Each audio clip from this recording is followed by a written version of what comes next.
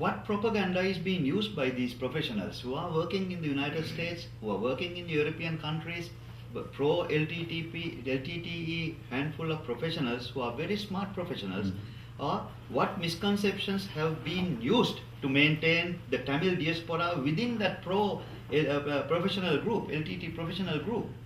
And could you identify the false propaganda, misinformation, misconceptions and diabolical falsehood used by the pro-LTTE groups in the US to prevent the Tamil diaspora moving away from them? Actually, many of, based on my personal interactions, I could say many of these professionals didn't want the war to end. Even now they want to somehow continue this because that's how they have found refuge in other countries outside of Sri Lanka. This is an economic issue really. I would call it a problem, but an economic issue. So if there is peace and they have to go back, some of them who found refuge here, right? Because there's no reason to have any refugee status anymore, and also the others who keep coming, who want to come. So they have to pursue this line, and they will teach their children the same thing so that they can keep their children here, and they have to propagate the same idea even among foreign governments, etc., so that they can keep going.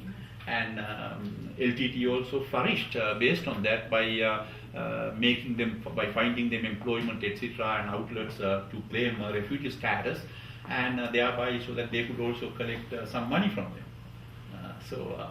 That's an economic issue here as well. So the foreign governments have to understand that, and we have to make sure that we have to convince them about this. So they will talk about human rights, but what they are really talking about is what they really want to do is to stay here, so that Mr. Ambassador, you are presiding over a very important position in the foreign ministry. Really, Washington is a very important place. In fact, what Washington does is that what a lot of people follow in the Europe and various other countries.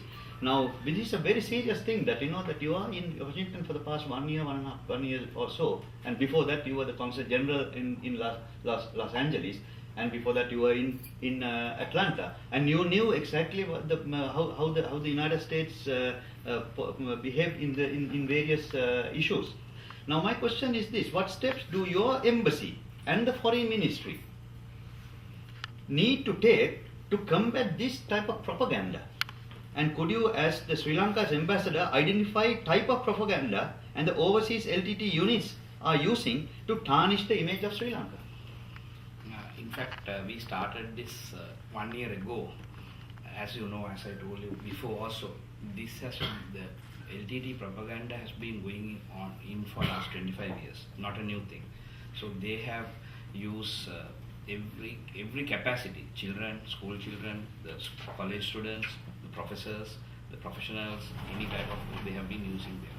And they have, in fact, last year, I have been going to Congress, the Senate. And when I was going, meeting people in different capacities, I met maybe about 5 different pro-LTTE groups meeting congressmen and senators with wearing t-shirt of genocide. So, but if I went, after I came within last 12 months, I have met maybe 40, maybe 30 congressmen and about 10 to 12 senators. And everybody whom I met has been convinced by me. What we need is, we need Sri Lankan diaspora, non-pro-LTTE diaspora, also to meet these people. So that's what I am doing. When I go and meet Sri Lankans, I tell them, thing is this, our thing is now we don't do anything wrong. As a government, we have been fighting a war. The people are trying to, kill each other in Sri Lanka, but as a government, it's our duty and responsibility and protect the people and the country. But that's not the way. So because of that, we didn't do any propaganda work all these years. So since we did not do any propaganda, LTTE went and did propaganda for last 25 years. So now it has come to a very crucial situation. By the time when we started here, a year ago, it was a crucial period. So that's why we started going into diaspora and telling them, not only the embassy, the diaspora, the non-pro-LTTE diaspora need to educate the lawmakers, and they are congressmen, they are senators, the media, also because we are telling as a government spokesman. But what they need is to ask from the people. That's what LTTE is doing. No, my point is this, Mr. Ambassador. See, why are these pro-LTTE professionals in the Tamil diaspora in the United States so successful in getting the audience with the high officials in the United States, and even convincing some of those people about some of those misconceptions? Now that's one of the issues that bothers a lot of people here.